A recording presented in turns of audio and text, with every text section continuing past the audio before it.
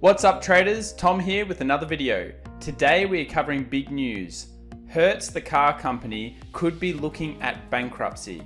And with Carl Icahn owning almost 40% of the company, let's take a look at Hertz and indeed Icahn's entire portfolio performance this year.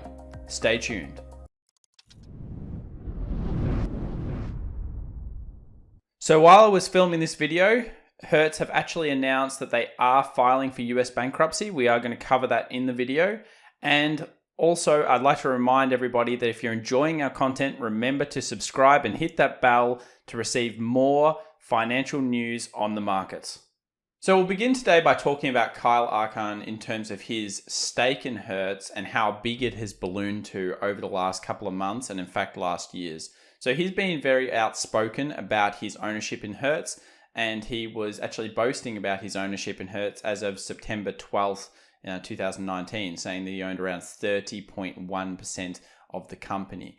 Now, this is not unusual for big investors to do. They do it for a few reasons, and I think Icahn does it mostly to drum up business. If you ever look at his outspoken words about Apple dividends a few years ago and Apple being undervalued, whenever he enters a stock, especially in a big position, he tries to convince everybody else that it's a great buy and you should get into it. And that kind of annoys me, to be honest, but it is something that he does. So you need to be very wary, and I think his current portfolio, when we take a look at it, will show you why just because he says something is good may not be anymore. And just because he's had a lot of success, it looks like a lot of well-known investors are not finding success like they used to be in the current market conditions.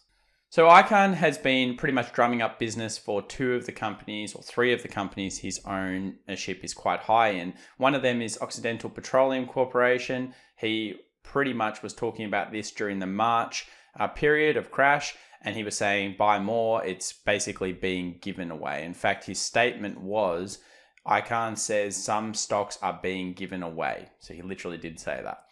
Hertz Global Holdings, another one that he was adding to, and we'll find out how much he owns in just a minute. And of course, HP. So he's added extra HP as well, and he believed that to be pretty decent value.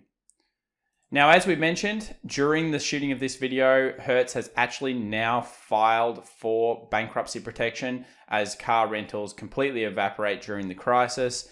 And it looks like now we're sitting in a case where will Carl come in and save the share?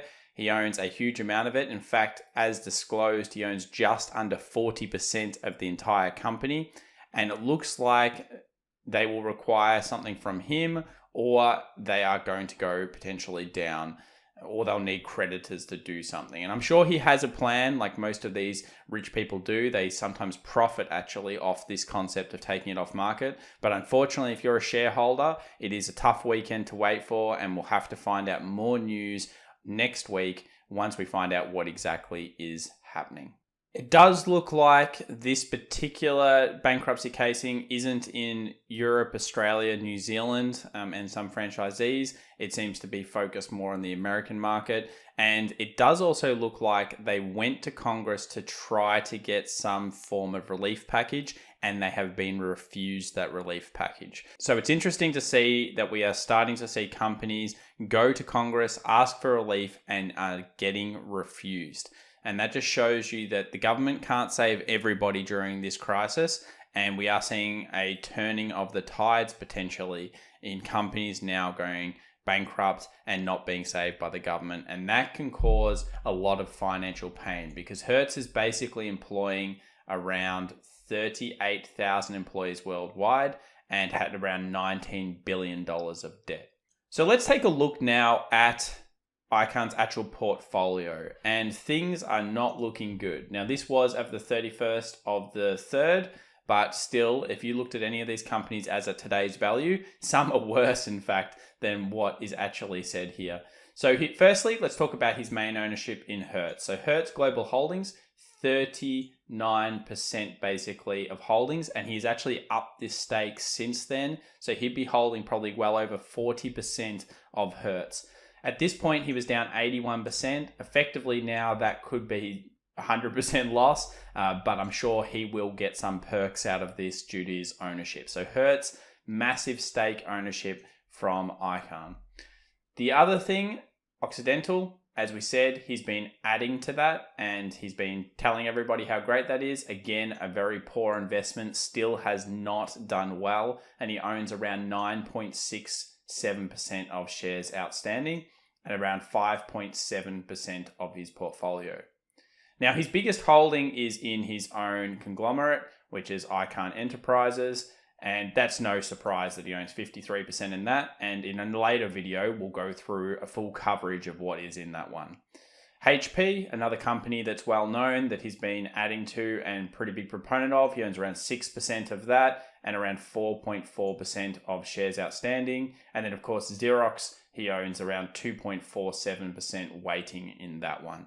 So quite a few software and hardware companies. He's very heavily into gas companies, which has been incredibly poor for him. And the choices that he's made in travel and leisure have really been painful to him as well, especially his Hertz holding. So overall, his positions are very, very nasty. And even if you looked at them into actually today's value, you'll notice he is still down a lot of money. And I would say that possibly his portfolio is one of the worst performers of all of the big kind of well-known investors out there. And it does seem like the tides are turning in terms of many of these older, well-known, multi-billionaire investors are starting to get hurt more than usual during this crisis. So they haven't seen it coming, and they've also invested in, I would say, more value type investing, and potentially value investing has not done well over the last couple of decades. Many people point out Warren Buffett hasn't beaten the indices in terms of the S&P 500 for almost 2 decades now. And while he's been sitting in cash and doing fine, he still hasn't been outperforming like he did during the 70s, 80s, and 90s. So that is interesting to look at. So who is being hurt by this Hertz the most?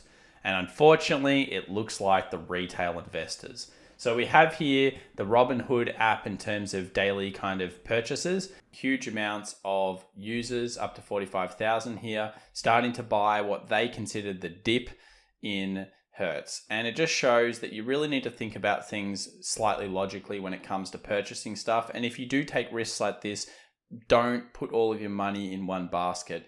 Bankruptcies unfortunately happen all the time. You just never hear about them because no one talks about them, especially in penny stocks. Now, Hertz is no penny stock, but even the big ones can fail. And unfortunately, it looks like Robinhood users have been jumping into this share as an opportunity arises, and it has not worked out for them. So diversification is key whenever you're looking at investments. The other thing I want to kind of point out, and I think it's something that when you're looking at investments in the future, you should probably always pay attention to, and that is bond prices. So bond prices pretty much will be reflected, of course, in stock. But if you see a coupon miss, which is what happened effectively here, that is not a good sign for the company. If the company is not paying out its coupon, that's really bad for credit. And effectively, that means so many different things. It means they have to pay way more money for the credit, which is what we've seen with several liners and several other leisure kind of companies recently.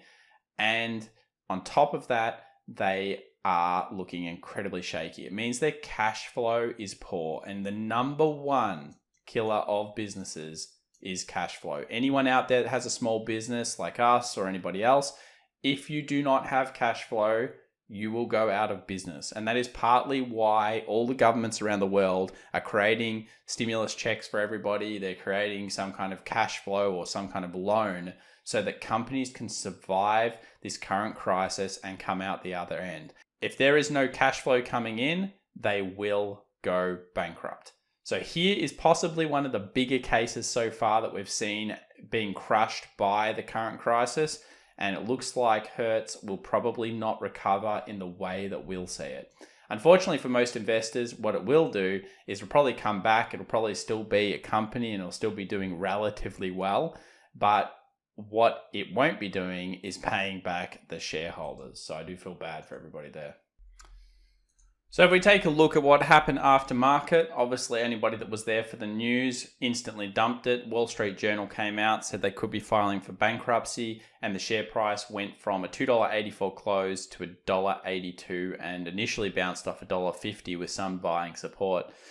I'd be pretty worried if I was holding this with any great quantity over the weekend now that we've found out the news, but I wish everybody the best, and obviously we'll be covering a lot more content on this channel in the future. So remember to subscribe, hit that bell, comment down below on whether you think Hertz is going to survive this crisis, and like the video, and we'll see you in another video coming Monday. Happy trading, everybody.